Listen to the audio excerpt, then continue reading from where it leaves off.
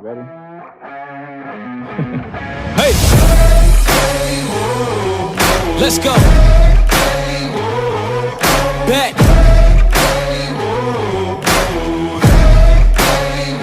Yo, once again I'm back around. Real shit back in style. Mwiriwe neza kandi mwongeye kugira umunsi mwiza kugira ngo twese tube turi kumwe. Iki ni ikiganiro bita Business Talk, ni ikiganiro ro kiganira ku bintu byinshi kuri business zigiye zitandukanye, aho tugenda dufite ibintu byinshi nabyo bigiye bitandukanye. Ngiye rero uri kuri Mikoza ONT Radio anensinze net nkuko ni ikinyamakuru gikora online niko mpora mbabwira. Ushobora kudusearchinga ukoresheje YouTube channel ndetse n'izindi mbuga nkoranyambaga, ukajya ugenda ukurikirana bino biganiro bigiye bitandukanye.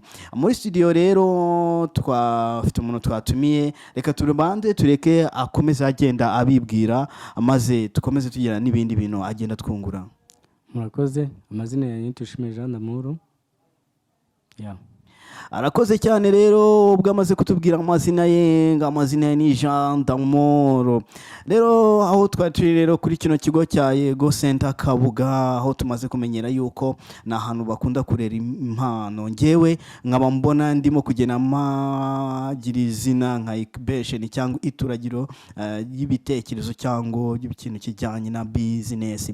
Kano kanya rero niyo mpamvu mbashije kumwakira kugira ngo akomeze kugenda tubwira. Rero ubwo twari duhari kuri uyu wa kane ku isaha ya 9 aho club ita Trust yari irimo kwerekana ibirori bigiye bitandukanye, ndetse niyo mpamvu ndimo kukubaza ese D'Amour ni iki kintu muri Yego Center ukoramo iki, uru rubyiruko cyangwa uri umuntu warushe kuri ibyo birori?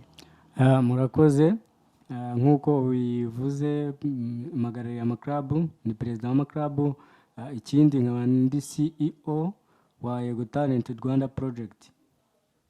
Aranakoze cyane kuba ariko twite tugenda tumubazaho ibintu byinshi cyane, aho tugiye kurebera hamwe turimo kumubaza se Yego Talent turi buze kuyigarukaho mu kanya, aho uri buze kuduha ibintu bigiye bitandukanye, wakoze analyse, wakoze ubusesenguzi n'ibindi bintu bigiye bitandukanye.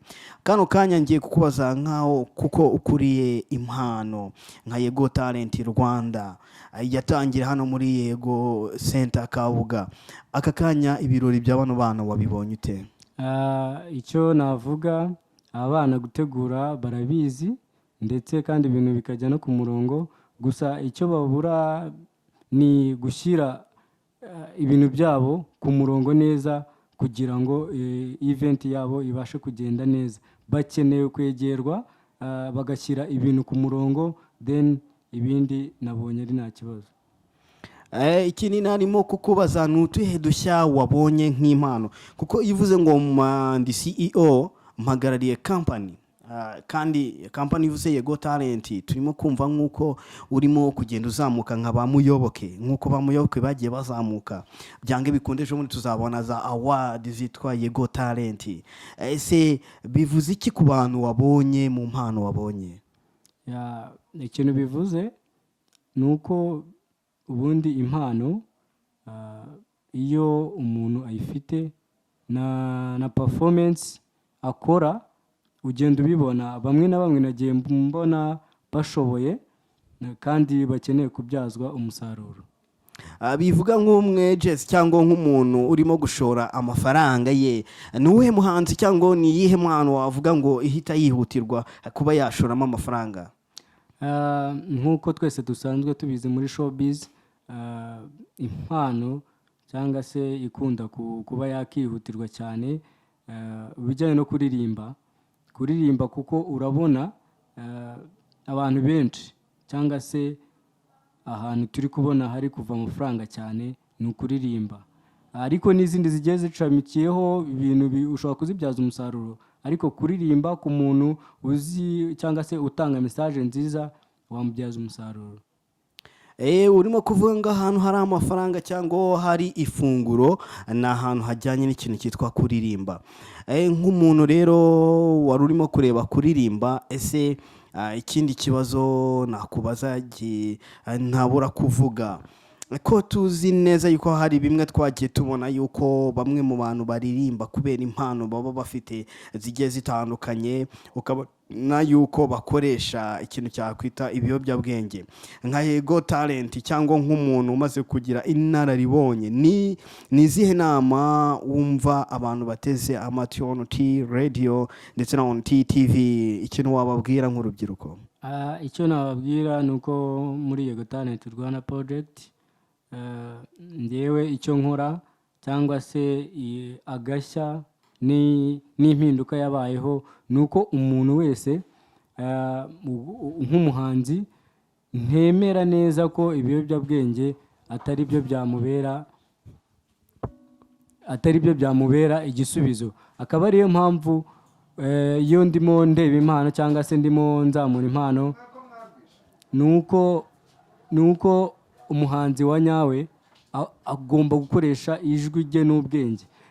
Ikijyanye n'ibiyobyabwenge akenshi buriya uramutse ufite impano ugakoresha ibiyobyabwenge nta nyungu, nta terambere ugira, kuko naho wabona ubushobozi wabyaza umusaruro y'amano yawe ufite ibiyobyabwenge, ukoresha ibiyobyabwenge nta terambere wagira. Niko mbyumva. Rero muri Yego Talent Rwanda project umuntu ukoresha ibiyobyabwenge nizera ko byose umuntu abasha gukoresha ubushakashatsi ukaganiriza uwo muntu ukareba uburyo yitwara, yaba bikoresha ukamuhana ukamubwira yuko atari iby'ingenzi ahubwo agomba gukoresha ubuhanga bwe n'ubumenyi.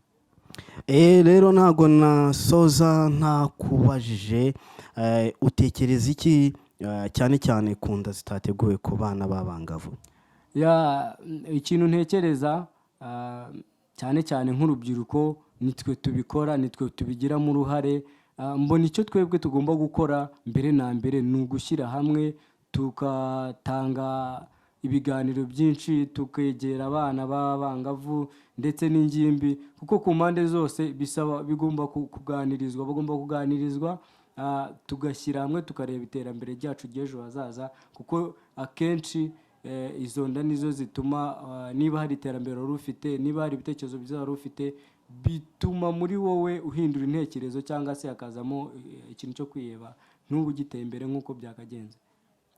Ikindi nongera kukubaza, ndimo kukugenda ngira ngo unsesengurire, ese ujya gutekereza Yego Talent ni izihe challenge watekerezaga? Kuko nakubwiye iki kiganiro bakita business talk, uburyo abantu bihangira imirimo. Impamvu nakise business talk, twongera akantu bita digital camera, cyangwa icyo twagendana yuko twavuga ngo ni ikiganiro kivuga ku bintu bijyanye n'ikoranabuhanga.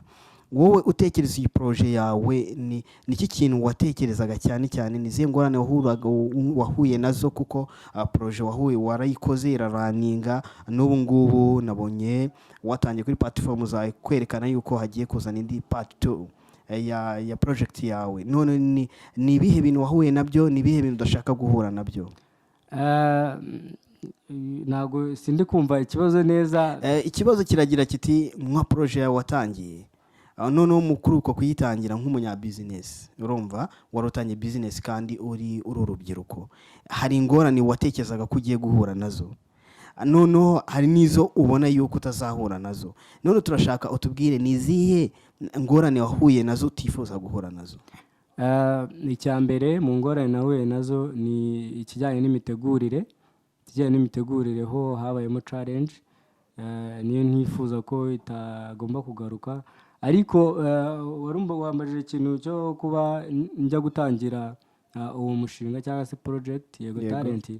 Ni ukuvuga ngo ni expression cyangwa se ibitekerezo byavuye mu kuba nanjye nari umuntu wifuzaga guteza Imana imbere, cyangwa se kuba hari ubuhanga nari mfite nifuzaga ko ntezwa imbere, nkibyaza gukunda. Ni ukuvuga ngo mbere wari ufite impano, urumva wari ufite impano, ubona nta muntu wazizamura, uravuga none wishakamo ibisubizo, uravuga ati gute ngewe noneho nafata babandi bafite impano nk'izanjye ngewe noneho nkatuma bazamuka. Nibwo rero naje kubitekereza. Nabitekereje ndi mu wa mbere segonderi mu ntara y'Amajyepfo. Nibwo habayeho kuba hashingwa ibintu bijyanye no kuzamura impano, ndetse turabikora neza. Tumaze kubikora neza tuza no gutsindira ibihembo ntitwaza kubibona, dukurikirana amakuru, ibyo birambabaza cyane, ndetse ngenda nzenguruka ahantu hose mu kuzamura impano, ntibabasha kunzamurira impano nk'uko mbyifuza, nkatanga ibisabwa ariko simbone ibigaruka.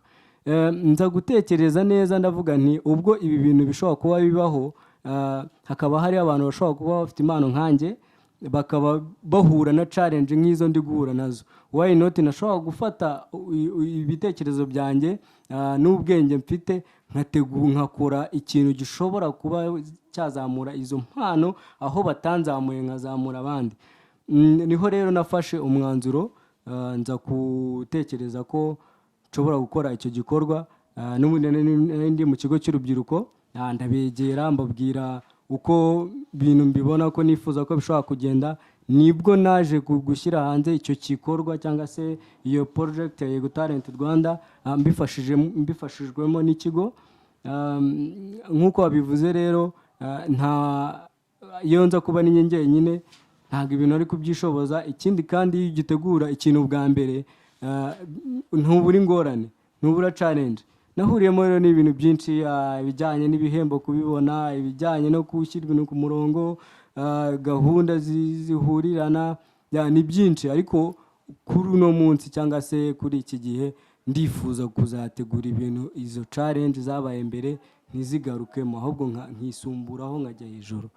Urakoze cyane rero ku kiganiro uduhaye, wowe urubyiruko uri mu Rwanda cyangwa uri Rwota Masimbi ukurikirana ONT Radio, mu gihe uzifuza yuko yagaruka Damour kugira ngo aguhe, kugira ngo we wakwiteza imbere. Nababwiye ko kino kiganiro ari business talk, aho ugomba kumva yuko muri business ni akantu gato yatangiye, ariko nzi neza yuko uyu munsi ari ahantu gatangiye kumugeza, kubera ko natangiye mbabwira yuko hagiye habaho bamuyoboke bagenda barwana intambara ikomeye yo kugira ngo bazamure muzika, kugira ngo bagende bazamura kugeza uyu munsi aho ibigo bikomeye birimo kugenda bizamura umuziki n'ibindi bikorwa bigiye bitandukanye. Bishatse kuvuga ngo rero yatekereje kure. Binavuga yuko rero wowe ushobora kudutega amatwi, shyiraho comment niba ushaka uko zagaruka. Urakoze cyane rero, mu gihe ONT Radio akongera kugutumira uzemere ugaruke.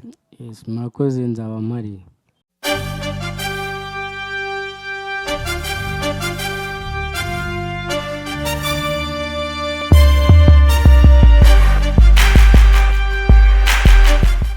Hello, banyita Tushime Jean Damour, nkaba ndi organizer wa Yego Talent Show. Nkaba nabahamagarira kuza kwiyandikisha mugateza impano zanyu imbere. Yego Talent buri wa gatanu nyuma y'ukwezi, icyiciro azajya hatoranwamo 3 abari bwo bazahembwa bageze final mu kwezi kwa 3.